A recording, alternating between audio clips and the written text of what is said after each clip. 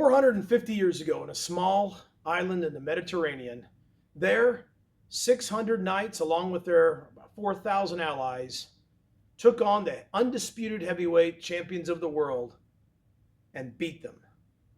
The Ottoman Empire, known as the Siege of Malta. Those defenders, being outnumbered 6-1, give us the ultimate example of how a force can fight outnumbered and win. Now, when you look at that battle, it doesn't make a lot of sense. There was over 200 ships. The Ottomans outnumbered the defenders. If you look at the amount of ammunition and the troops and the amount of supplies they had, it should have been no contest. So what made the difference? Well, the answer lies in JFC Fuller's The Three Spheres of War. Now, in his book, The Foundation of the Science of War, which I pulled this context for, really gives us the foundation as we move forward and how force can fight outnumbered and win. Now, JFC Fuller proposes that in warfare there's three spheres, or very similar what FM30 calls the dimensions. He says in warfare occurs in three almost worlds. You have the mental sphere, the moral sphere, and the physical sphere.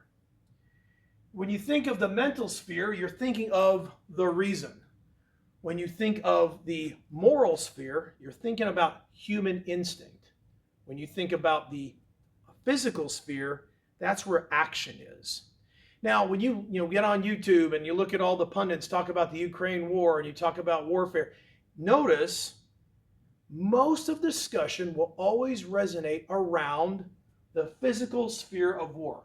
That Russia are encountering over 1,000 casualties a day. It's worse than Bakhmut, and they're still not making significant progress. The reason I mention all of that is that Russia is trying everything it can to push forward during this remaining window of opportunity when it's got Ukraine on the back foot, targeting Ukrainian energy infrastructure, targeting their industry, targeting the airfields, targeting the Ukrainian front line. Why? Well, because it's the most easy to understand. I'm not saying it's easy. I'm saying it's the easiest to understand. These are the physical things you can see, you can touch. For example, you can measure how many tanks one side has, how long a particular cannon will shoot, how many stockpiles of 155 ammunition you have, what is the speed of a particular jet. All these things are things you can touch, you can see, you can count. And so most people, when they think of warfare, they will go to the physical sphere of war. But then they'll allude to things that are less tangible, less understandable, harder to grasp, like the will to fight, or courage, or bravery. We talk about them, but it's really that JFC Fuller gave us a method to understand how they work together. So the purpose of this video is to help you, the listeners, understand how they work together, so therefore we can better understand how we can fight outnumbered and win. Now, before I continue, I just want to make it clear that all my assertions are my own. They do not reflect the Washington Army National Guard, the U.S. Army, or the Department of Defense. Okay, so to go a little further, let's talk a little bit more. Let me introduce the mental, moral, and physical sphere of war as JFC Fuller describes it. So when you talk about the mental sphere, there are three components. JFC Fuller likes threes. But each one of these will have a kind of an interaction with itself. Think of a system. So first, the mental sphere. The mental sphere consists of the reason, meaning the reason that you're fighting. The logic, why are you doing it? So when a leader concocts like, hey, there's a reason I'm going to war, or the reason I'm going to fight. That is it. Think of it also as the aim. What they aim to do, the goal. Informing that is the imagination. The imagination is how they perceive it will look like. How the reason for going and the kind of the cathedral they've built in their head. If I launch this attack, if I do this battle, this is how I imagine it to be. This is the words of the good ideas. This is the realm of how they imagine the outcome to go. When they combine the reason with the imagination, they start to develop a plan. And in combination directed, that becomes the will. So think about it for a moment in your own life. Maybe you choose to get stronger. So the reason you want to get stronger is perhaps you want to compete in a sporting event. So the logic, okay, I need to get stronger in order to do well in football. Now you imagine, okay, if I get stronger, I'll be able to hit harder. I'll be able to run faster. The coach will see me and say, wow, he is really the person we need to play. All that will combine. And now combined, it gives me the will. As the reason to do it, what I perceive, how I imagine the outcome will be, now I have will. I find myself in the weight room. I have the will to move forward. And this will moves into the physical sphere where we actually make movement. Now, the difference between warfare and training is that in training, you typically have the plan, the order, the will, and gets transmitted right to the physical sphere, this physical sphere. For example, we're going to have a training event. I'm planning it. I say, okay, the reason for this training event is this, to get better at, driving at night. How I imagine to be, if we do this, we'll imagine that we'll gain proficiency driving at night and be able to operate better in hours of limited visibility. I write an order, and that will is transmitted to my lower elements, and they conduct the training. Pretty simple.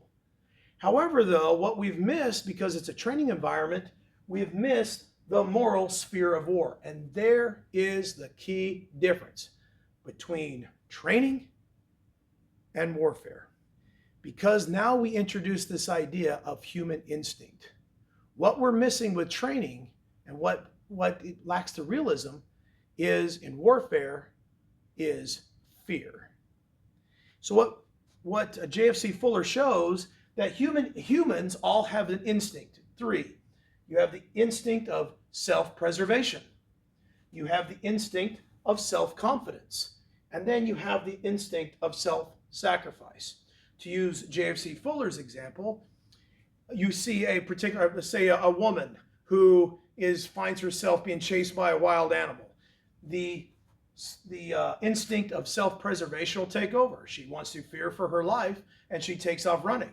However, let's say she has her child with her, and she recognizes that this animal is going to attack her child. Now, any of you who've been around wives, mothers, you'll understand hell hath no fury like a woman when their child is in danger. I mean, Mama Bear, there's nothing like it. Immediately her instinct changes from fear to self-sacrifice, courage. And she asserts herself and will fight off that wild animal or whatever to protect her child. Human instinct is something that all of us kind of operate and know about, but it's hard to quantify. And what JFC Fuller tries to describe is in warfare, these 3 instincts are always playing on each other. Now, they're not bad and they're not good.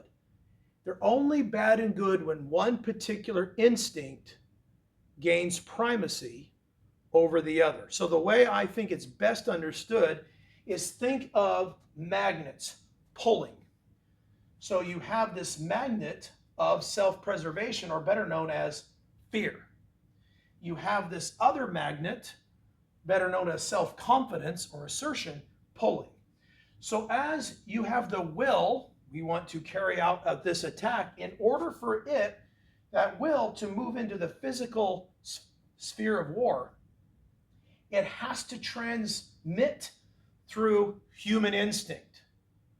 So we are going, let's say the Siege of Malta, which I described, when the Ottomans landed on the beaches and with all of their horses and soldiers and, music instruments and the terror that they tried to inflict.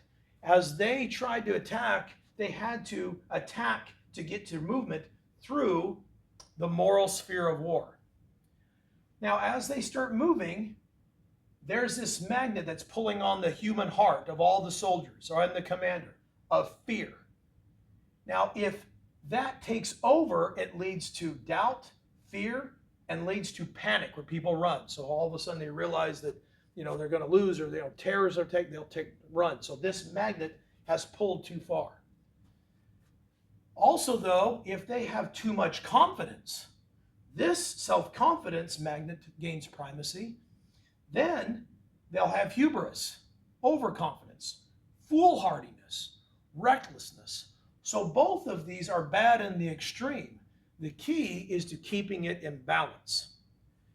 So as you have the will to win, or the will to conduct this operation, it gets transmitted, and if it's in balance, it will lead to courage, which will then lead into the physical sphere of war, which JFC Fuller talks about as there's three components in any kind of physical action of warfare. You're either striking, you're protecting, or you're moving. So to recap, what the mental, moral, and physical spheres of war is help us better understand how warfare actually is, its true nature. And most people will focus entirely on the physical sphere of war. They'll count tanks, they'll talk about number of troops, they'll do body counts, and so on and so forth. Well, then in the physical sphere of war, you'll see that there is no opportunity for a force to fight outnumbered and win, because in the physical sphere, they're outnumbered. But they forget 2/3 of where warfare occurs, in the mental and the moral sphere. And when you attack these and protect these, therein lies a lot of the key to fight outnumbered and win. So in the next video, we're going to actually keep going with the mental, moral, and physical. And then we're going to talk about how you attack and protect the mental and moral spheres, and not just try to count number of planes, count number of soldiers and body counts, which is what most people focus entirely, because that's what's easiest to understand and easiest for pundits to describe on all the video channels that you watch and every day. All right, with that, stand by for the next video, where we're going to talk about how to attack and defend the mental and moral spheres of war in our effort to fight outnumbered and win. All right, see you then.